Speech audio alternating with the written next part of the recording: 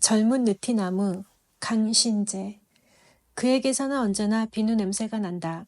아니, 그렇지는 않다. 언제나라고는 할 수 없다. 그가 학교에서 돌아와 욕실로 뛰어가서 물을 뒤집어 쓰고 나오는 때면 비누 냄새가 난다. 나는 책상 앞에 돌아앉아서 꼼짝도 하지 않고 있더라도 그가 가까이 오는 것을 그의 표정이나 기분까지라도 넉넉히 미리 알아차릴 수 있다. 티셔츠로 갈아입은 그는 성큼성큼 내 방으로 걸어 들어와 아무렇게나 안락 의자에 주저앉든가 창가에 팔꿈치를 짚고 서면서 나에게 빙긋 웃어 보인다. 무얼해? 대개 이런 소리를 던진다. 그런 때에 그에게서 비누 냄새가 난다. 그리고 나는 나에게 가장 슬프고 괴로운 시간이 다가온 것을 깨닫는다. 엷은 비누의 향료와 함께 가슴속으로 저릿한 것이 퍼져나간다. 이런 말을 하고 싶었던 것이다. 뭐래? 하고 한마디를 던져놓고는 그는 을에 눈을 좀 더 커다랗게 뜨면서 내 얼굴을 건너다 본다. 그 눈동자는 내 표정을 살피려는 것 같기도 하고 어쩌면 그보다도 나에게 쾌활하고 웃고 떠들라고 권하고 있는 것 같기도 하다. 또 어쩌면 단순히 그 자신의 명랑한 기분을 나타내고 있는 것에 불과한지도 모른다. 어느 편일까? 나는 나의 슬픔과 괴로움과 있는 대로의 지혜를 일점에 응집시켜 이 순간 그의 눈속을 응시하지 않을 수 없다. 나는 알고 싶은 것이다. 그의 눈 속에 과연 내가 무엇으로 비치는가? 하루 해와 하룻밤 사이, 바위를 씻는 파도 소리와 같이 가슴에 와 부딪고 또 부딪고 하던 이 한 가지 상념에 나는 일순 전신을 불살라 본다. 그러나 매일 되풀이하며 예를 쓰지만 나는 역시 알 수가 없다. 그의 눈의 의미를 헤아릴 수가 없다. 그래서 나의 괴로움과 슬픔은 좀 더 무거운 것으로 변하면서 가슴 속으로 가라앉아 버리는 것이다. 그리고 다음 찰나에는 나는 그만 나의 자연스러운 위치, 그의 누이 동생이라는 표면으로 보아 아무 시스러움도 불안정함도 없는 나의 위치로 돌아가 있지 않으면 안 될 것을 깨닫는다. 인제 오후? 나는 이렇게 묻는다. 그가 원한 듯이 아주 쾌활한 어투로 이 경우에 어색하게 군다는 것이 얼마만한 추태인가를 나는 알고 있다. 내 목소리를 듣고는 그도 무언지 마음 놓였다는 듯이 응, 고단해 죽겠어. 뭐 먹을 것 좀 안 줄래? 두 다리를 쭉 뻗고 기지개를 켜면서 대답을 한다. 예, 성화라니깐. 영작 숙제가 막 멋지게 씌워져 나가는 판인데. 나는 그렇게 투덜거려 보이면서 책상 앞에서 물러난다. 어디 구경 좀 해. 여류 작가가 될 가망이 있는가 없는가 보아줄게. 그는 손을 내밀며 몸까지 앞으로 썩하니 기울인다. 어머나, 싫어. 나는 노트를 다른 책들 밑에다 잘 감추어 두고 아래층으로 내려가서 냉장고 문을 연다. 뽀얗게 얼음이 내뿜는 코카콜라와 크래키, 치즈 따위를 쟁반에 집어 얹으면서 내 가슴은 비밀스런 즐거움으로 높다랗게 고동치기 시작한다. 그는 왜 늘 내 방에 와서 먹을 것을 달라고 할까? 언제나 냉장고 앞을 그냥 지나버리고는 나에게 와서 달라고 조른다. 어떤 게으름뱅이라도 냉장고 문을 못 열 까닭은 없고 또 누구를 시키는 것이 좋겠다면 부엌 사람들께 한마디 하는 편이 나을 것이다. 군소리를 짓걸대거나 오래 기다리게 하거나 그렇지 않더라도 줄곧 먹을 것을 엎지르거나 내려뜨리거나 하는 나를 움직이기보다는 쉬울 것이 확실하다. 어쩐 셈인지 나는 이런 따위 일이 참말 서툴다. 좀 얌전하고 재빠르게 보이려고 하여도 도무지 그렇게 되질 않는다. 쟁반에 들고 돌아와 보면 그는 창밖에 덩굴 장밋개로 시선을 던지고 옆 얼굴을 보이며 앉아있다. 무엇을 생각하는지 내가 곁에 있을 때는 보이지 않는 조용히 가라앉은 눈초리를 하고 있다. 까무레한 피부와 꽤 센 윤곽을 가진 그의 얼굴을 이런 각도에서 볼 때 나는 참 좋아진다. 나에게는 보이려 하지 않는 혼자만의 표정도 무언지 가슴에 와 부딪는다. 그의 머리통은 아폴로의 그것처럼 모양이 좋다. 아주 조금 kop슬거리는 머리카락이 몇 올 앞이마에 드리워 있다. 고수머리는 사납다던데. 언젠가 그렇게 말하였더니 아니 그렇지 않아 수키. 정말 그렇지 않아. 하고 그는 진심으로 변명을 하려 드는 것이었다. 나는 그저 농담을 하였을 뿐이었는데 오늘도 그는 그렇게 내 방에서 쉬고 나더니 전구 칠까? 하며 자리에서 일어섰다. 응. 아니 참 내일부터 중간 시험이라고 하잖는가? 괜찮아 그까이 것. 사실 시험이고 무엇이고 없었다. 나는 옷 서랍을 덜컹거리며 흰 쇼츠와 곤색 샤츠를 끄집어내었다. 괜히 낙제하려고 하면서도 그는 이내 라켓을 가지러 방을 나갔다. 햇볕은 따가웠으나 나뭇잎들의 싱싱한 초록 사이로 서늘한 바람이 지나가곤 한다. 우리는 뒷산 및 담장께로 걸어갔다. 낡은 돌담에 좀 허스루간 귀퉁이를 타고 넘어서 옆집 코트로 미끄러져 들어간다. 옆집이라고 하는 것은 구항가에 속한다는 토지의 일부인데 기실집이라고는 까마득히 떨어져서 기와집이 두어 채 늘어서 있고 이쪽은 휘영하니 비어있는 공터였다. 그 낡은 기와집에 사는 사람들은 이 공터를 무슨 뜻에선지 매일 쓸고 닦고 하여서 장판처럼 깨끗이 거두어 오고 있었다. 아깝게 시리 테니스 코트나 만들면 좋겠는데. 응, 그러면 어떨까? 어느 날 돌담에가 걸터 앉아서 내려다보던 끝에 그런 제의를 했다. 처음에는 그는 움직이려 하지 않았으나 결국 건물께로 걸어가서 이야기를 해보았다. 이튿날 우리는 석회를 들고 가 금을 그었다. 또 며칠 후에는 네트를 치고 땅을 깎아 아주 정식으로 코트를 만들어버렸다. 그렇게까지 할 줄은 몰랐을 주인이 야단을 치면 걷어버리자고 주춤거리며 일을 했는데 호호백발의 할아버지인 그 집주인은 호령을 하지 않을 뿐더러 가끔 지팡이를 끌고 나와 플레이를 구경하는 것이었다. 이렇게 나이 많은 노인네의 표정은 언제나 나에게는 판정하기 어려운 것이지만 특히 이 할아버지의 경우는 그러하였다. 구태여 말한다면 웃고 있는 것 같기도 하고 신기하고 있는 것 같기도 했지만 또 동시에 하늘 밖의 일을 생각하는 듯 아득해 보이기도 하였으니 기묘했다. 한두 번은 담을 넘는 나의 기술을 저기 바라보고 분명히 무슨 말을 할 듯이 하더니 그만 입을 봉하고 말았다. 말을 했자 들을 법하지도 않다고 짐작을 되었는지 알 수 없었다. 어쨌든 그곳은 아주 좋은 우리의 놀이터인 것이다. 물리학 전공의 그는 상당히 공부에도 몰리고 있는 눈치였으나 운동을 싫어하는 새님도 아니었다. 테니스를 나는 여기 오기 전에도 하고 있었지만 기술이 부쩍 는 것은 대부분 그의 덕분이다. 그가 내 시골 학교의 코치보다도 더 훌륭한 솜씨를 갖고 있음을 알았을 때의 나의 만족이란 이루 말할 수도 없는 것이었다. 머리가 둔한 사람이 나는 도저히 좋아질 수 없지만 또 운동을 전혀 모른다는 사람도 매력적이라고 생각할 수 없다. 스포츠는 삶의 기쁨을 단적으로 맛보여준다. 공을 따라 이리저리 뛰면서 들이마시는 공기의 감미함이란 아무 것에도 비할 수 없다. 나는 오늘 도무지 컨디션이 좋지가 못하였다.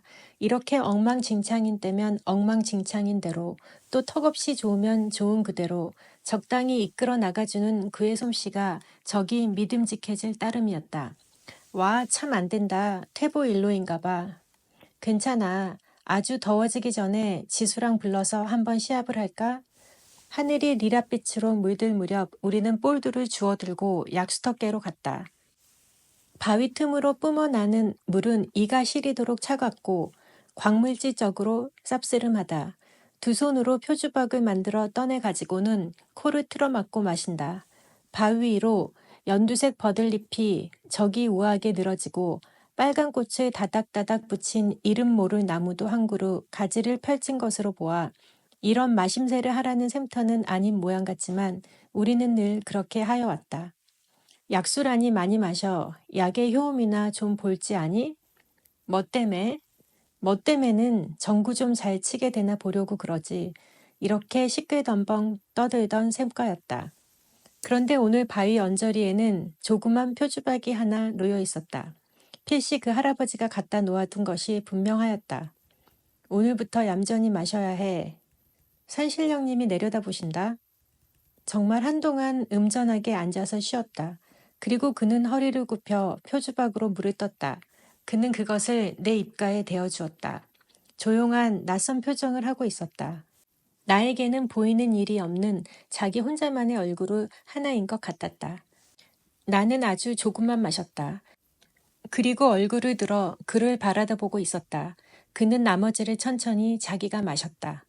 그리고 표주박을 있던 자리에 도로 놓았으나 아주 짧은 사이 어떤 강한 감정의 움직임이 그 얼굴을 휘덮은 것 같았다. 그는 내 쪽을 보지 않았다. 나는 돌연 형언하기 어려운 혼란 속으로 빠져들어갔으나 한 가지의 뚜렷한 감각을 놓쳐버리지는 않았다. 그것은 기쁨이었다. 나는 라킷을 둘러매고 담장께로 걸어갔다. 오빠. 그는 나에게는 그런 명칭을 가진 사람이었다. 오빠. 그것은 나에게 있어 무리와 부조리의 상징 같은 어휘이다. 그 무리와 부조리가 얽힌 존재가 나다. 나는 키보다 높은 담장 위에서 뛰어내렸다. 그리고 뒤도 안 돌아보고 정원 안을 걸어갔다. 운동화를 벗어들고 맨발로 걷는다. 까실까실하면서도 부드러운 잔디의 촉감이 신이 나 양말을 신고 디딜 생각을 없이 한다. 발바닥에 징을 박아줄까? 어디든지 구두 안 신고 다니게 말야. 그는 옆에 있을 때면 이런 소리를 한다. 맨발로 무리를 걸으면 고향에 온 것 같아. 아니, 내가 나 자신에게 돌아온 것 같은 그런 말이 드는걸? 나는 중얼중얼 그런 소리를 짓거리는 것이나 저녁 이맘때가 되면 벼랑간 거의 수습할 수 없을 만큼 감정이 엉클리곤 하므로 그 뒤로는 할멈처럼 입을 봉하고 아무런 대꾸도 하질 않는다. 시무룩해가지고 테라스 앞에 오면 그 안 넓은 방에 깔린 자색 양탄자, 이곳저곳에 놓인 육중한 가구, 그 안에 깃들인 신비한 정적, 이런 것들을 넘겨다 보면 그리고 주위에 만발한 작약, 라일락의 향기, 짙어진 플레가 한 대 엉켜 뭉끗한 이 속에 와서 서면 나는 내 존재의 의미가 벼랑간 아프도록 뚜렷이 보랏빛 공기 속에 떠 있는 것을 보는 것이다. 내가 잠시 지녔던 유쾌함과 행복은 끝내 나의 것일 수 없고 그것은 그대로 실은 나의 슬픔과 괴로움이었다라는 기묘한 도착을 나는 어떻게도 처리할 길이 없다. 오누이, 동생, 이런 말은 내 맘속에 혐오와 공포를 자아낸다. 싫다. 확실히 내가 느껴온 기쁨과 즐거움은 이런 범주 내에서 허용될 수 있는 것이 아니었다. 날마다 경험하는 이 보랏빛 공기 속에서의 도착은 참 서글픈 감촉을 갖고 있었다. 나는 그 곁에 더 오래 머무를 용기조차 없어진다. 검은 눈을 끔뻑이면서 그는 또 농담이라도 할 것이다. 내게 더 웃고 더 쾌활해지라고 무언중에 명령할 것이다. 그가 내게 해줄 수 있는 일은 그것뿐이다. 오늘 나는 가슴속에 강렬한 기쁨을 안았던 까닭에 비참함도 더 한층 큰 것만 같았다. 나는 그곳에 한동안 서 있었다. 그리고 볼을 불룩하니 해가지고 마루로 올라갔다. 번들거리는 마룻바닥에 부연 발자국이 남아난다. 그렇게 마루가 더럽혀지는 것이 어쩐지 약간 기분이 좋다. 몸을 씻고는 옷을 갈아입으면서 창으로 힐끗 내다보았더니 그는 등나무 밑 걸상에 앉아 있었다. 무릎 위에 팔굽을 짚고 월계 습계로 시선을 던진 모양이 무언지 고독한 자세 같아 보였다. 그도 조금은 괴로운 것일까? 그러나 무슨 도리가 있담? 까닭없이 그에 대해 잔인해지면서 나는 그렇게 혼잣말을 하였다. 나는 방에 불도 켜지 않고 밖에서 보이지 않을 구석에 가만히 앉아 내다보고 있었다. 주위가 훨씬 어두워진 연에 그는 벤치에서 일어났다. 그리고 사라지기 전에 한참 내 창문께를 보며 서 있었다. 나는 어느 때까지나 불을 켜지 않았다. 저녁을 먹으러 내려가지도 않았다. 그 대신에 그가 마시다만 코크의 잔을 집어들었다. 그리고 가만히 입술을 대었다. 아까 그가 내가 마신 표주박에 입술을 대었듯이. 그를 무어라고 부르며 마땅할까? 오빠라고 불러야 한다는 것이 나의 운명이다. 재작년 늦겨울 새하얀 눈과 얼음에 뒤덮여서 서울의 집들이 마치 얼음 사탕처럼 반짝이던 날, 무슈리에게 손목을 끌리다시피 하여 이곳에 도착한 나에게 엄마는 그를 이렇게 소개했다. 수키의 오빠예요. 인사를 해. 이름은 형규라고 하고. 저 진보랏빛 양탄자 위에 서서 나는 그의 얼굴을 바라보았다. 물리과 대학의 수재란다. 우리 수키도 시골서는 꽤 재언이라고들 하지만 서울에 왔으니까 좀 어리벙벙할 테지 사이좋게 해줘요. 엄마의 목소리는 가벼웠으나 눈에는 두려움이 어려 있는 것 같았다. 엄마는 열심히 청년의 큰 눈을 주시하고 있었다. 브이네크에 다갈색 스웨터를 입고 그보다 엷은 빛깔의 샤츠 깃을 내보인 그는 짙은 눈썹과 미간 언저리에 약간 위압적인 느낌을 갖고 있었으나 큰 두 눈은 서늘해 보였고 날카로움과 동시에 자신에서 오는 너그러움, 침착함 같은 것을 갖고 있는 듯해 보였다. 전체의 윤곽이 단정하면서도 억세고 강렬한 성격의 사람일 것 같았다. 다만 턱과 목 언저리의 선이 부드럽고 델리킷하여 보였다.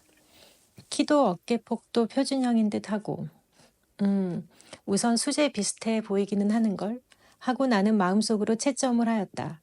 물론 겉 보매만으로 사람을 평가할 만큼 나는 어리석은 계집애는 아니었지만 내가 그의 눈을 쏘아보자 그는 눈이 부신 사람 같은 표정을 하면서 입술 한쪽으로 조금 웃었다.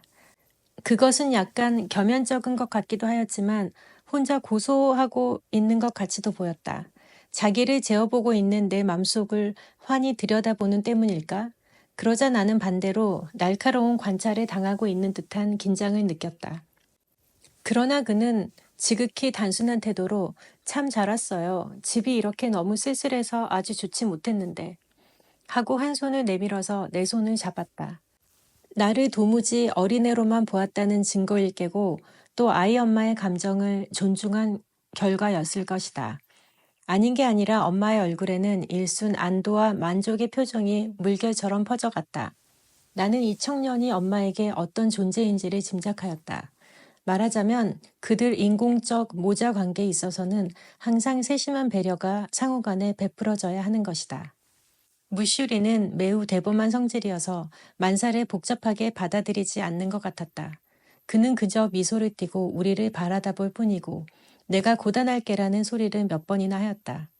어쨌든 그는 그로부터 나를 수키라고 쉽고도 간단하게 불러오고 있다. 헤이 숙 하기도 한다. 그리고 나에게 무조건 관대하였다. 지나칠 만큼, 그래서 때로는 섭섭할 만큼. 그러므로 그가 이 즈음 내 방에 와서 배가 고프다고 한다거나 손 같은 데에 약을 발라달라고 하게 된 것은 나에게는 대단히 귀중한 변화인 것이다. 그것은 어쨌든 내 편에서는 그를 오빠라고는 도저히 부를 수 없었다. 처음에는 너무 생소하여서, 그리고 나중에는 또 다른 이유들로. 그것은 무슈리를 아버지라고 부르기 어렵기보다는 몇 갑절이나 힘든 일이었다. 나는 자기가 대단한 고집쟁이인지 또는 부끄럼쟁이인지 분간할 수 없다. 나의 이런 곤란을 그도 엄마도 어느 정도 알고 있는 모양으로 요즘은 내가 그 말을 피하려고 이리저리 예를 쓰지 않고도 적당한 대답을 할 수 있도록 저편에서 고려하여 말을 걸어준다. 이런 의미에서 사양없이 나를 공경에 몰아넣곤 하는 것은 무슈리 한 사람뿐이다. 서울 와서 1년 남짓 지내는 새에 나는 여러모로 조금씩 달라진 것 같다. 멋을 내는 방법도 배웠고 키가 커지고 살결도 휘어졌다. 지난 4월에는 미스 이 여고에 당선되어서 하루 동안 학교의 퀸 노릇을 하였다. 바스트가 약간 모자랄 거라고 나는 생각하고 있었는데 압도적으로 표가 많이 나와서 내가 오히려 놀랐다. 엄마는 좋아서 어쩔 줄 몰랐고 무슈리는 기막히게 비싼 팔목시계를 사주었다. 그 형규는 별 말을 하지 않았다. 농담조차 하지 않았다. 축하한다고 한 번, 그것도 아주 거북살스런 투로 말하고 무언지 수줍은 것 같은 얼굴을 하고 있었다. 그런 것을 보니까 나는 썩 기분이 좋았다. 삶의 기쁨이란 말을 나는 이제 이해한다. 이 집의 공기는 안락하고 쾌적하고 엄마와 무슈리의 관계로 하여 약간 로맨틱한 색채가 감돌고 있기도 하다. 서울의 중심에서 떨어진 S촌의 숲속의 환경도 내 마음에 들고 무슈리가 오래전부터 혼자 살아왔다는 담장인 엉클로 온통 뒤덮인 낡은 벽돌집도 기분에 맞는다. 그 형규는 엄마에게 애절 바르고 친절하고 무슈리는 내가 건강하고 행복스러운 얼굴만 하고 있으면 어느 때고 지극히 만족해하고 있다. 그는 어느 사립대학의 경제학 교수인데 약간 뚱뚱하고 약간 호인다와 보인다. 불란서와 아무 관계도 없는 그를 무슈라고 속으로 부르고 있는 까닭은 어느 불란서 영화에서 본 한 불쌍한 아버지의 모습과 그가 닮아 있기 때문이다. 무슈리는 불쌍하지 않다. 오히려 지금은 참 행복하다. 그러나 이렇게 호이덩어리 같은 사람은 자칫하면, 주의가 나쁘면 엉망으로 불행해질 것 같아 보이는 것이다. 괴테르의 베르테르 같은 청년의 비극에는 날카로운 아름다움이 있다. 그러나 우리 무슈리 같은 타이프의 슬픔에는 오직 비참만이 있을 듯하다. 우리 엄마가 그의 곁에 와준 것은 얼마나 다행한 일이었을까. 엄마는 줄곧 집에만 들어앉아 있으니 행복해 보였고 예부터 특징이던 부드러운 목소리가 한층 더 부드러워진 것 같다. 다만 엄마는 엄마의 행복에 대해서 한편으로 죄스러움 같은 것을 느끼고 있는 듯한 눈치로서 그래서 바깥으로 나다니지도 않고 큰 소리로 웃는 일도 없는 것 같았다. 그러나 그는 늘 고운 옷을 입고 있었고 엷게 화장을 하고 있었다. 이 일도 내 마음에 흡족하였다. 그러나 이곳에서 뜻하지 않는 괴로움이 또한 있었다. 형규에 대한 감정은 언제나 내 마음을 무겁게 하고 있다. 너무나 고통스럽게 여겨질 때에는 여기 오지를 말았더라면 하고 혼자 중얼대는 일도 있다. 그러나 그 생각은 오래 가지 않는다. 나는 만약 내 생애에서 한 번도 그를 만나는 일이 없이 죽고 말 경우라는 것을 생각해보면 가슴이 서늘해지기까지 한다. 아무 일도 이루어지지 않아도 좋았다. 나는 그를 만났다는 일만으로 세상의 어느 여자보다도 행복한 것이다. 그의 곁에서 호흡하고 있는 기쁨을 무엇을 바꿀 수 있을까? 그러나 나는 여전히 슬프고 초조한 것도 사실이다. 정직히 말한다면 내 기분은 1분마다 달라진다. 무슈리가 요즘 외국을 여행 중인 것은 내게는 하나의 구원과도 같다. 아침마다 행복, 그것 같은 얼굴로 인사를 하지 않아도 좋고 저녁마다 시간에 식당에 내려가지 않아도 좋기 때문이다. 돌아오실 때까지 눈 감아줘. 응, 엄마? 시간 지키는 거 나 질색인 줄 알잖우. 먹고 싶은 때 먹고 안 먹고 싶은 때 안 먹고 그럴게. 응? 무슈리가 떠나는 즉시로 나는 엄마에게 이렇게 교섭을 하였다. 사실 형규의 얼굴을 보는 일이 두려운 때가 점점 찾아오는 것만 같다. 그는 대개 엄마와 함께 저녁을 드는 모양이었다. 애절 바른 그가 식당에서 엄마의 상대를 하고 있을 동안 나는 멍하니 창가에 앉아서 저물어가는 하늘을 바라다 보고 있다. 군데군데 작은 집들이 몰려있는 촌락과 풀숲에 번떡이는 연못 같은 것들이 있는 넓은 들판 너머에 무디게 빛나며 강이 흐르고 있다. 강은 날씨와 시간에 따라 프라치니 같이 반짝이기도 하고 안개처럼 온통 보얗게 흐려버리기도 한다. 하늘이 보랏빛으로부터 연한 잿빛으로 변하여 가는 무렵이면 그 강도 부드러운 회색 구름과 한 덩이가 되었다. 나는 여러 가지 감정이 뒤범벅이 된 혼란 상태에서 자기를 건져내야 한다고 어두운 강물을 바라보며 늘 생각하는 것이었다. 마음 가는 대로 몸을 내맡길 수 없는 것이 나의 입장이고 또 그 마음 가는 일 자체에 대해서도 분열된 생각을 수습할 수가 없었다. 형규를 사랑하는 일 가운데 죄의식은 없었다. 그러나 엄마와 무슈리를 그런 의미에서 배반하는 것은 곧 내 사람 전부의 파멸을 의미하는 것이었다. 파멸이라는 말에 깜깜하고 무서운 음향 앞에서 나는 떨었다. 이곳에 오기 전에 나는 시골 외할아버지 집에 있었다.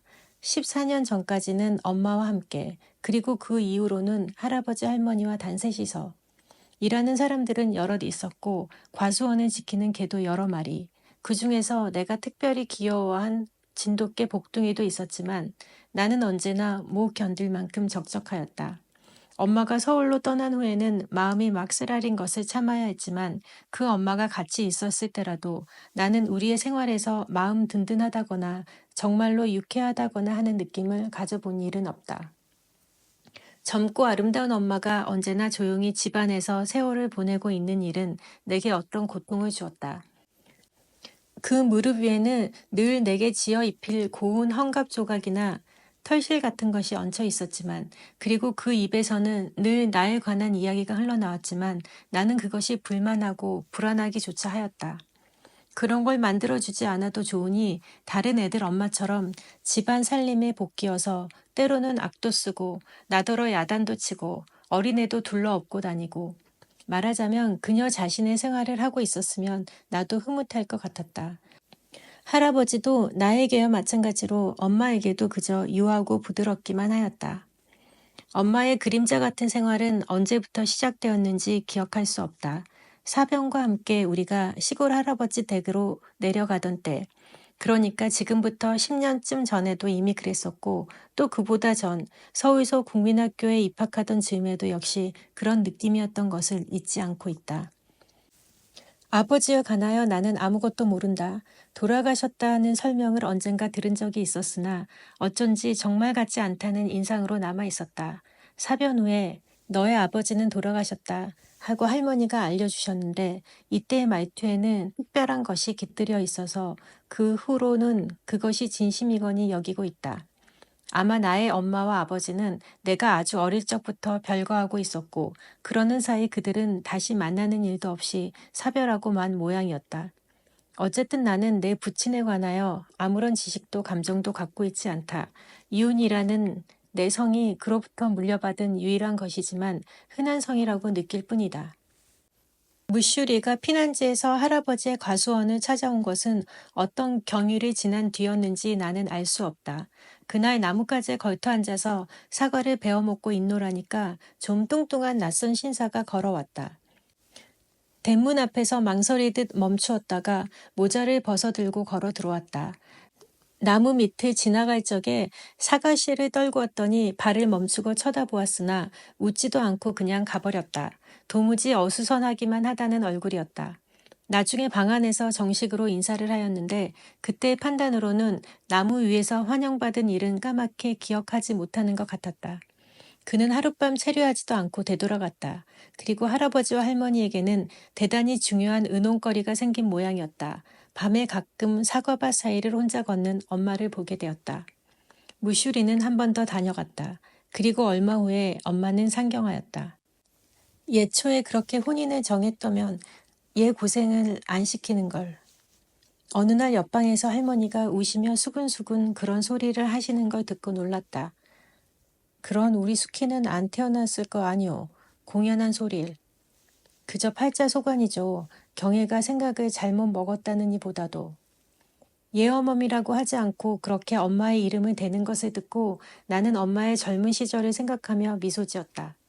그림자처럼 앉아서 내 블라우스 같은 것을 매만지는 엄마를 보는 서글픔은 이제 없어졌다. 엄마가 그럭저럭 행복해진 듯한 것은 기뻤으나 뼈저리게 쓸쓸한 것도 사실이었다. 나는 밤낮 커다란 소리로 노래를 부르고 있었다. 산 모퉁이 길을 학교에서 돌아오는 때에도 사과나무의 흰 꽃 밑에서 또 빨간 봉선화가 핀 마당에서도 얘야 그렇게 큰 소리를 내면 남들이 웃는다. 할머니는 가끔 진정으로 그런 소리를 하셨다. 재작년 늦은 겨울 무슈리가 내려와서 나를 데려가겠다고 우겨댔을 때에 제일 놀란 사람은 나 자신이었다. 두 분 노인네도 더러 망설였다. 그러나 무슈리의 끈기 있는 태도에 양보를 하는 수밖에 없는 눈치여서 노인네들은 그만 풀이 없었다. 나는 무슈리가 할머니 할아버지에게 무엇보다도 엄마가 그걸 원하고 있으니까요. 말은 안 하지만 절실히 바라고 있는 걸 내가 아니까요. 하고 열심히 이야기하는 것을 보다가 그만 싱글에 웃고 말았다. 나 보기에 할아버지 할머니는 이미 설복대에서 무슈리가 만약 그 연설을 잠시 끊기만 한다면 이내 대답을 할 것 같은데 그는 마치 그들이 결단코 나를 놓지는 않으리라고 굳이 믿는 사람처럼 예걸복고를 하는 것이었다. 그가 말을 하면서 나를 힐끗 보았을 때 나는 조그맣게 끄덕여 보였다. 그랬더니 그는 말을 뚝 끊고 벙글 웃더니 손수건을 꺼내서 이마를 닦았다. 이래서 나는 서울 이 역으로 전학을 하였다. 나는 생각한다. 무슈리와 엄마는 부부이다. 내가 그를 아버지라고 부르기 어려운 것은 거의 그런 말을 발음해 본 적이 없는 습관의 탓이 크다. 나는 그를 좋아할 뿐더러 할아버지 같은 이로부터 느끼던 것에 몇 갑절이나 강한 보호감정, 부친다움 같은 것도 느끼고 있다. 그러나 나는 그의 혈족은 아니다. 형교와도 마찬가지다. 그와 나는 그런 의미에서는 순전한 타인이다. 22살의 남성이고 18살의 계집아이라는 것이 진실의 전부이다. 왜 나는 이 말을 대로 알아서는 안 되는가? 나는 그를 영원히 아무에게도 주기 싫다. 그리고 나 자신을 다른 누구에게 바치고 싶지도 않다. 그리고 우리를 비끄러매는 형식이 결코 온누이라는 것이어서는 안 될 것을 알고 있다. 나는 또 물론 그도 나와 마찬가지로 같은 일을, 같은 즐거움일 수는 없으나 같은 이 괴로움과 상관이 있을 듯한 어떤 조그만 기억, 어떤 조그만 표정, 어떤 조그만 암시도 내 뇌리에서 사라지는 일은 없다. 아, 나는 행복해질 수는 없는 걸까? 행복이란 사람이 그것을 위하여 태어나는 그 일을 말함이 아닌가? 초저녁에 불투명한 검은 장막에 쌓여 짙은 꽃향기가 흘러든다. 침대 위에 엎드려서 나는 마침내 느껴 울고 만다. 수키야, 나 이런 거 주웠는데? 일요일 아침 아래층으로 내려가니까 소파에 앉아있던 엄마가 손에 쥐었던 봉투 같은 것을 들어보았다. 뭔데? 나는 가까이 갔다. 그리고 좀 겸연쩍여졌지만 하는 수 없이 어디서 주웠소 이걸? 하면서 손을 내밀어 그것을 잡으려고 하였다. 잠깐 거기 좀 앉아보아. 엄마는 짐짓 긴장한 낯빛을 감추려고 하면서 앞에 의자를 가리켰다. 나는 속으로 픽하고 웃음이 나왔으나 잠자코 거기에 가 걸터 앉았다. 지수는 K 정관의 아들이다. 언덕 아래 만리장성 같은 우스꽝한 담을 둘러싼 저택에 살고 있다. 형규랑 같이 전구를 치는 동무이고 어느 의과대학의 학생인데 큼직큼직하고 단순하게 생겨 있었다. 지프차에다가 유치원으로부터 고등학교까지의 동생들을 그득 싣고 자기가 운전을 하여 가곤 한다. 나도 두어 번 그 차를 얻어 탄 일이 있었다. 한 번은 형규와 함께였으니 사양할 것도 없었고 다른 한 번은 시내에서 돌아오는 길목이라 굳이 싫다는 것도 이상할 것 같아서 탔다. 작은 학생들이 오늘은 하나도 없군요. 나 있는 데까지 시간 안에 오는 놈은 태워가지고 오고 그 밖엔 뿔뿔이 제주대로 돌아오깁니다. 기차나 마찬가지죠. 그러한 그가 걸맞지 않게 저기 섬세한 표현으로 러브레터를 써 보냈다고 해서 나는 우습게 생각하는 것은 아니다. 그러나 엄마의 엄숙한 표정은 역시 약간 넌센스가 아닐 수 없었다. 글쎄 이게 어디서 났을까? 등나무 밑 걸상에서. 오라 참 계단 왔었군. 오라 참이 아니야. 수키는 만사에 좀 더 조심성이 있어야 해요. 운동을 하고 난 다음에도 그게 뭐야? 라킷은 밤낮 오빠가 치워놓던데. 흥 하고 나는 웃었다. 편지를 보낸 사람에게 첫째 미안한 일 아니야? 참 그래. 엄마 말이 오라. 그리고 나는 편지를 잡아채었다. 귀중한 물건인가? 엄마 좀 읽어보면 안 되니? 읽어봐도 괜찮아. 안 되는 거라면 게다 놔둘까? 감추지. 나는 조금 성가셔졌다. 그럼 안심이군. 사실은 벌써 읽어봤어. 아이 엄마도.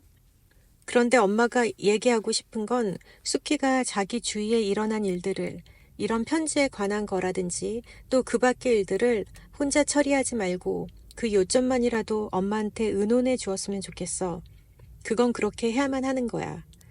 듣고 있는 사이에 나는 점점 우울해져서 잠시라도 속히 이 자리에서 떠나고 싶은 생각밖에는 없어졌다. 엄마가 언제나 수키 편에서 서서 생각하리라는 건 알고 있겠지? 응. 나는 선 대답을 해놓고 천천히 밖으로 걸어 나갔다. 엄마의 아들을 사랑하고 있어요. 이렇게 말한다면 엄마는 어떤 모양으로 내 편에 서줄까? 엄마 힘에는 미치지 않는 일이었다. 무슈리의 힘에도 미치지 않는 일이었다. 나는 편지를 주머니에 구겨넣고 아침 이슬로 무릎까지 폭삭 적시면서 경사진 풀밭을 걸어 내려갔다. 되도록 사람을 만나지 않을 방향으로 멀리 늪이 바라다 보이는 쪽으로 천천히 걸음을 옮겨갔다. 아카시아의 숲이나 보리밭이나 잡목 곁을 지나갔다. 형규와의 사이는 요즘 어느 때보다도 비관적인 상태에 놓여 있는 것 같았다. 나는 그와 마주치기를 피하고 있는 것 같았다. 웃고 농담을 하고 아무것도 아닌 채 헤어지는 고통이 참기 어려운 것이다. 그가 예사 얘기를 하여도 나는 공연히 화를 냈다. 그러면 그는 상대를 안 해주었다. 머리 위에서 새들이 우짖었다. 하늘은 깊은 바닷물 속같이 짙푸르고 나무 잎새들은 빛났다. 상수리 숲이 늪의 방향을 가려버렸으므로 나는 풀 위에 앉아 턱을 괴고 생각에 잠겼다. 세계적인 발레리나가 되어 보석처럼 번쩍이면서 무대 위에서 그를 노려보아줄까? 한 번도 귀담아 들은 적은 없지만 내 발레 선생님은 늘 나에게 야심을 가지라고 충동을 한다. 그러면 그는 평범한 못생긴 와이프를 데리고 보러 왔다가 가슴이 아파질 터이지.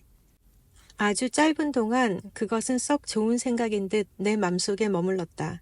그리고는 물거품처럼 사라져 버렸다. 그리고는 이어 그에게 아무것도 바라지를 말고 식모처럼 그저 봉사만 하는 일에 감사를 느끼자는 생각이 떠올랐다. 그러자 슬픈 마음이 들기도 전에 발등 위로 눈물이 한 방울 굴러 떨어졌다. 나는 일어서서 돌아가려고 하였다. 그때 와삭거리고 풀 헤치는 소리가 등 뒤에서 나며 늘씬하게 생긴 새터가 한 마리 나타났다. 그 줄을 쥐고 지수가 걸어왔다. 건강한 체구에 연회색 스포츠웨어가 잘 어울린다. 그의 뒤에서 10살 전후의 사내애와 계집아이가 둘 장난을 치면서 달려나왔다. 지수는 나를 보고 좀 당황한 듯 하였으나 이내 흰 이를 보이고 웃으면서 다가왔다. 안녕하셨어요. 산 봅니까? 네, 돌아가는 길이에요. 아이들은 우리를 새에 두고 떠들어대면서 잡기 내기를 한다. 지수는 한 아이를 붙들어 새털을 맨 줄을 들려주고는 어서 앞으로들 가라고 손짓하였다. 우리는 잠자코 한동안 함께 걸었다. 아카시아 습새길에서 그는 앞을 향한 채 불쑥 편지 보아주셨소?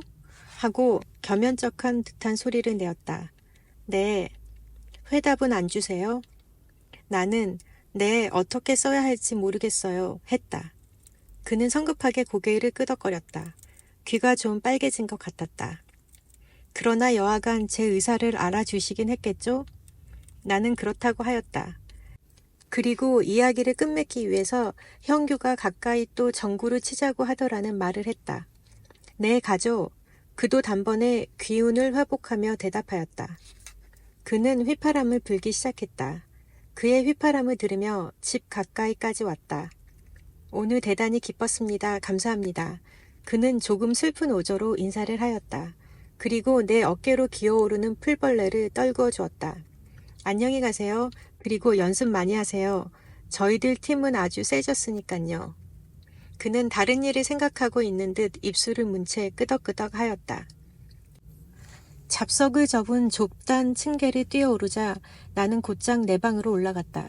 지수가 하듯이 휘파람을 불고 있었다. 어쨌건 기운을 잃어서는 안 된다는 생각이었다. 내 팔뚝이나 스커트에는 아직도 풀과 이슬의 냄새가 묻어 있는 듯 했다. 나는 기운차게 반쯤 열린 도어를 밀치고 들어선다.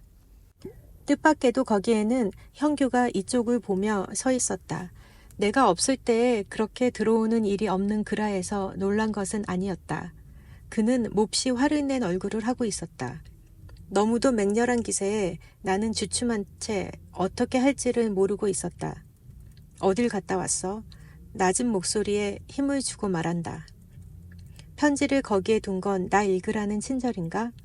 그는 한 발 한 발 다가와서 내 얼굴이 그 가슴에 닿을 만큼 가까이 섰다. 어디 갔다 왔어? 나는 입을 꾹 다물었다.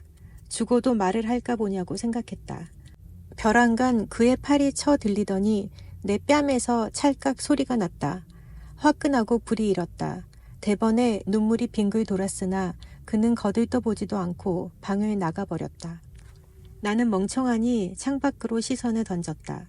연회색 샤츠를 입은 지수가 습새길을 걸어가고 있는 것이 보였다. 그리고 조금 전에 지수가 풀벌레를 털어주던 자리도 손에 잡힐 듯이 내려다 보였다. 전류 같은 것이 내 몸속을 달렸다. 나는 깨달았다. 형규가 그처럼 자기를 잃은 까닭을. 부풀어 오르는 기쁨으로 내 가슴은 금방 터질 것 같았다. 나는 침대 위로 몸을 던졌다. 그리고 새우처럼 팔다리를 꼬부려 붙였다. 소리내며 흐르는 환희의 분류가 내 몸속에서 조금도 새어나가지 못하도록. 수키야, 나 이런 거 주웠는데? 일요일 아침 아래층으로 내려가니까 소파에 앉아있던 엄마가 손에 쥐었던 봉투 같은 것을 들어보았다. 뭔데? 나는 가까이 갔다. 그리고 좀 겸연쩍여졌지만 하는 수 없이 어디서 주웠소 이걸? 하면서 손을 내밀어 그것을 잡으려고 하였다. 잠깐 거기 좀 앉아보아. 엄마는 짐짓 긴장한 낯빛을 감추려고 하면서 앞에 의자를 가리켰다. 나는 속으로 픽하고 웃음이 나왔으나 잠자코 거기에 가 걸터 앉았다. 지수는 K 장관의 아들이다. 언덕 아래 만리장성 같은 우스꽝한 담을 둘러싼 저택에 살고 있다. 형규랑 같이 전구를 치는 동무이고 어느 의과대학의 학생인데 큼직큼직하고 단순하게 생겨 있었다. 지프차에다가 유치원으로부터 고등학교까지의 동생들을 그득 싣고 자기가 운전을 하여 가곤 한다. 나도 두어 번 그 차를 얻어 탄 일이 있었다. 한 번은 형규와 함께였으니 사양할 것도 없었고 다른 한 번은 시내에서 돌아오는 길목이라 굳이 싫다는 것도 이상할 것 같아서 탔다. 작은 학생들이 오늘은 하나도 없군요. 나 있는 데까지 시간 안에 오는 놈은 태워가지고 오고 그 밖엔 뿔뿔이 제주대로 돌아오깁니다. 기차나 마찬가지죠. 그러한 그가 걸맞지 않게 저기 섬세한 표현으로 러브레터를 써 보냈다고 해서 나는 우습게 생각하는 것은 아니다. 그러나 엄마의 엄숙한 표정은 역시 약간 넌센스가 아닐 수 없었다. 글쎄 이게 어디서 났을까? 등나무 밑 걸상에서. 오라 참 계단 왔었군. 오라 참이 아니야. 스키는 만사에 좀 더 조심성이 있어야 해요. 운동을 하고 난 다음에도 그게 뭐야? 라킷은 밤낮 오빠가 치워놓던데. 흥 하고 나는 웃었다. 편지를 보낸 사람에게 첫째 미안한 일 아니야? 참 그래. 엄마 말이 오라. 그리고 나는 편지를 잡아채었다. 귀중한 물건인가? 엄마 좀 읽어보면 안 되니? 읽어봐도 괜찮아. 안 되는 거라면 게다 놔둘까? 감추지. 나는 조금 성가셔졌다. 그럼 안심이군. 사실은 벌써 읽어봤어. 아이 엄마도. 그런데 엄마가 얘기하고 싶은 건 수키가 자기 주위에 일어난 일들을 이런 편지에 관한 거라든지 또 그 밖의 일들을 혼자 처리하지 말고 그 요점만이라도 엄마한테 의논해 주었으면 좋겠어. 그건 그렇게 해야만 하는 거야. 듣고 있는 사이에 나는 점점 우울해져서 잠시라도 속히 이 자리에서 떠나고 싶은 생각밖에는 없어졌다. 엄마가 언제나 수키 편에서 서서 생각하리라는 건 알고 있겠지? 응. 나는 선 대답을 해놓고 천천히 밖으로 걸어 나갔다. 엄마의 아들을 사랑하고 있어요. 이렇게 말한다면 엄마는 어떤 모양으로 내 편에 서줄까? 엄마 힘에는 미치지 않는 일이었다. 무슈리의 힘에도 미치지 않는 일이었다. 나는 편지를 주머니에 구겨놓고 아침 이슬로 무릎까지 폭삭 적시면서 경사진 풀밭을 걸어 내려갔다. 되도록 사람을 만나지 않을 방향으로 멀리 늪이 바라다 보이는 쪽으로 천천히 걸음을 옮겨갔다. 아카시아의 숲이나 보리밭이나 잡목 곁을 지나갔다. 형규와의 사이는 요즘 어느 때보다도 비관적인 상태에 놓여 있는 것 같았다. 나는 그와 마주치기를 피하고 있는 것 같았다. 웃고 농담을 하고 아무것도 아닌 채 헤어지는 고통이 참기 어려운 것이다. 그가 예사 얘기를 하여도 나는 공연히 화를 냈다. 그러면 그는 상대를 안 해주었다. 머리 위에서 새들이 우지졌다. 하늘은 깊은 바닷물 속같이 짙푸르고 나무 잎새들은 빛났다. 상수리 숲이 늪의 방향을 가려버렸으므로 나는 풀 위에 앉아 턱을 괴고 생각에 잠겼다. 세계적인 발레리나가 되어 보석처럼 번쩍이면서 무대 위에서 그를 노려보아줄까? 한 번도 귀담아 들은 적은 없지만 내 발레 선생님은 늘 나에게 야심을 가지라고 충동을 한다. 그러면 그는 평범한 못생긴 와이프를 데리고 보러 왔다가 가슴이 아파질 터이지. 아주 짧은 동안 그것은 썩 좋은 생각인 듯 내 맘속에 머물렀다. 그리고는 물거품처럼 사라져버렸다. 그리고는 이어 그에게 아무것도 바라지를 말고 식모처럼 그저 봉사만 하는 일에 감사를 느끼자는 생각이 떠올랐다. 그러자 슬픈 마음이 들기도 전에 발등위로 눈물이 한 방울 굴러 떨어졌다. 나는 일어서서 돌아가려고 하였다. 그때 와삭거리고 풀 헤치는 소리가 등 뒤에서 나며 늘씬하게 생긴 새터가 한 마리 나타났다. 그 줄을 쥐고 지수가 걸어왔다. 건강한 체구에 연회색 스포츠웨어가 잘 어울린다. 그의 뒤에서 10살 전후의 사내애와 계집아이가 둘 장난을 치면서 달려 나왔다. 지수는 나를 보고 좀 당황한 듯 하였으나 이내 흰 이를 보이고 웃으면서 다가왔다. 안녕하셨어요. 산 봅니까? 네, 돌아가는 길이에요. 아이들은 우리를 새에 두고 떠들어대면서 잡기 내기를 한다. 지수는 한 아이를 붙들어 새털을 맨 줄을 들려주고는 어서 앞으로들 가라고 손짓하였다. 우리는 잠자코 한동안 함께 걸었다. 아카시아 습새길에서 그는 앞을 향한 채 불쑥 편지 보아주셨소? 하고 겸연쩍한 듯한 소리를 내었다. 네. 회답은 안 주세요? 나는 네, 어떻게 써야 할지 모르겠어요. 했다. 그는 성급하게 고개를 끄덕거렸다. 귀가 좀 빨개진 것 같았다.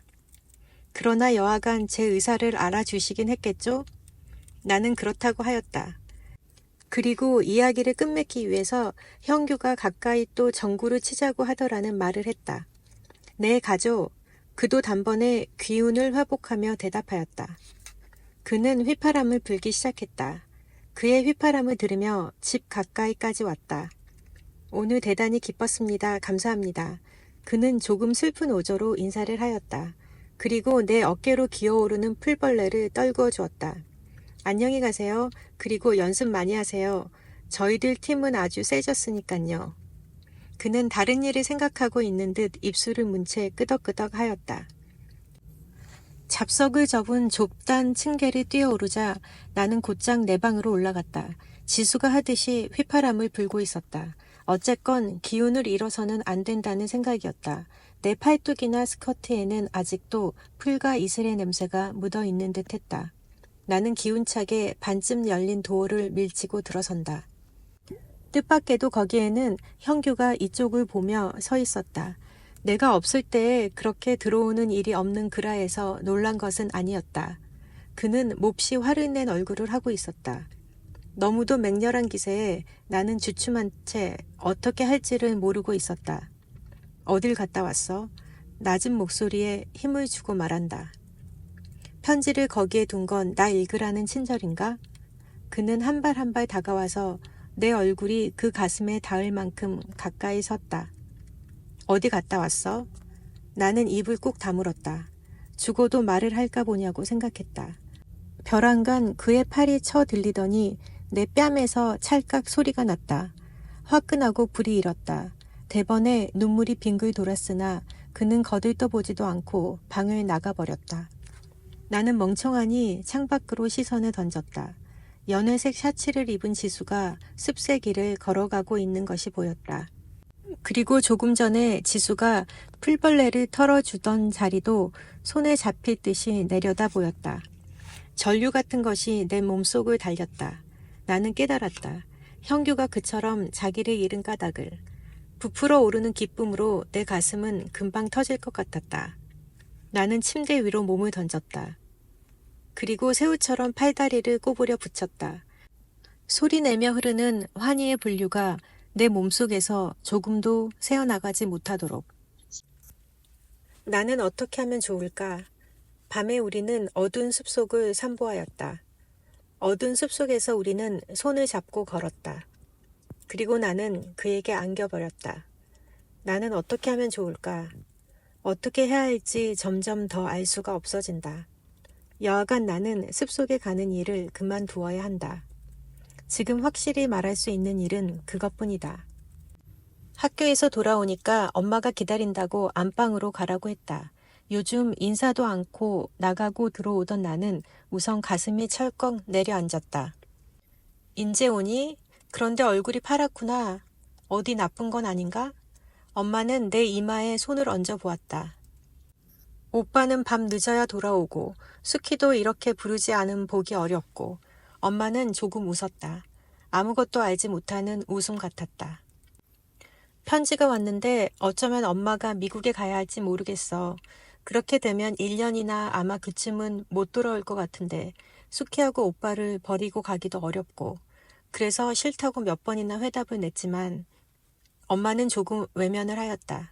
어떨까? 오빠는 찬성을 해주었는데. 그러면서 내 눈 속을 들여다보았다. 나도 좋아요.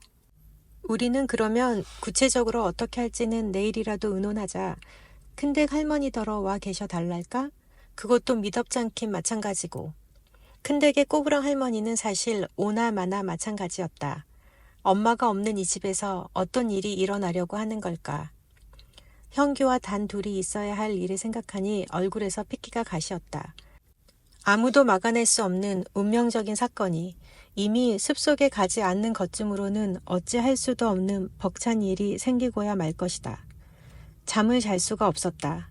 내 온 신경은 가엾은 상처처럼 어디를 조금만 건드려도 피를 흘렸다. 며칠이 지나니까 나는 더 견딜 수 없어졌다. 할머니한테 갔다 온다고 우겨서야 서울을 떠났다. 다시는 그곳에 돌아가지 않으리라고 결심하였다. 다시는 학교에 다니지도 않으리라고 마음먹었다. 내 삶은 일단 여기서 끝막았다고 그렇게 생각을 가져야만 이 모든 일이 수습될 것 같이 여겨졌다. 그것은 칼로 살을 도려내는 듯한 아픔이었다. 그러나 다른 무슨 일을 내 머릿속으로 생각해낼 수 있었을까? 날마다 나는 뒷산에 올라갔다. 1시간 남짓한 거리에 여승들의 절이 있다. 나는 절이라는 곳이 몹시 싫었으나 거기를 좀 더 지나가면 맘에 드는 장소가 나타났다. 들장미의 덤불과 젊은 나무들의 초록이 바람을 바로 맞는 등성이었다. 바람을 맞으면서 앉아 있곤 하였다. 젊은 느티나무의 그루 사이로 들장미의 엷은 훈향이 흩어지곤 하였다. 터키 블루의 원피스 자락 위에 흰 꽃잎은 찬란한 하늘 밑에서 이내 색이 바래고 초라하게 말려들었다. 그리고 있다가 시선을 들었다. 다음 찰나에 나는 나도 모르게 일어서 있었다. 형규였다. 그는 급한 비탈을 올라오고 있었다. 입을 일자로 다물고 언젠가처럼 화를 낸 것 같은 얼굴이었다. 아니, 일자로 담은 잎은 좀 슬퍼 보여서 화를 낸 것 같은 얼굴은 아니었다. 그가 2, 3미터의 거리까지 와서 멈추었을 때 나는 내 몸이 저절로 그 편으로 내다른 것 같은 착각을 느꼈다. 사실은 그와 반대로 젊은 느티나무 둥치를 붙든 것이었다. 그래 수키, 그 나무를 놓지 말어. 놓지 말고 내 말을 들어. 그는 자기도 한두 걸음 뒤로 물러서면서 말하였다. 그 얼굴에는 무언지 참담한 것이 있었다. 수키는 돌아와서 학교에 가야 해. 무엇이고 다 잊고 공부를 해야 해. 나도 그렇게 할 작정이니까. 우리는 헤어져 있어야 해. 헤어져서 공부해야 해. 어머니가 떠나시려면 비용도 들 테니까 집은 남 빌려주자고 말씀드렸어. 내가 갈 곳도 생각해놓고. 수키도 어머니 친구 댁에 가 있으면 될 거야. 그렇게 헤어져 있어야 하지만 수키, 우리에게 길이 없는 것은 아니야. 내 말을 알아들어줄까? 그는 두 발로 땅을 꾹 딛고 서서 말하였다. 나는 느티나무를 붙들고 가늘게 떨고 있었다. 그때 습속에서의 일은 우리에게 어찌할 수도 없는 진실이었다. 우리는 이 일을 부정하고는 살아가지도 못할 게다. 우리는 만나기 위해 헤어지는 것이야. 우리에겐 길이 없지 않아. 외국에 가던지. 그는 부르짖은 손등으로 얼굴을 닦았다. 내 말을 알아줄까, 수키? 나는 눈물을 그득 담고 끄덕여 보였다. 내 삶은 끝나버린 것이 아니었다. 나는 그를 더 사랑하여도 되는 것이었다. 이제는 집에 돌아오겠다고 약속해주겠지? 내일이건 모레건 되도록 속히. 나는 또 끄덕여 보였다. 고마워 그럼. 그는 억지로처럼 조금 미소하였다. 그리고 빙글 몸을 돌려 산비탈을 달려 내려갔다. 바람이 마주 불었다. 나는 젊은 느티나무를 안고 웃고 있었다. 펑펑 울면서 온 하늘로 퍼져가는 웃음을 웃고 있었다. 아, 나는 그를 더 사랑하여도 되는 것이었다.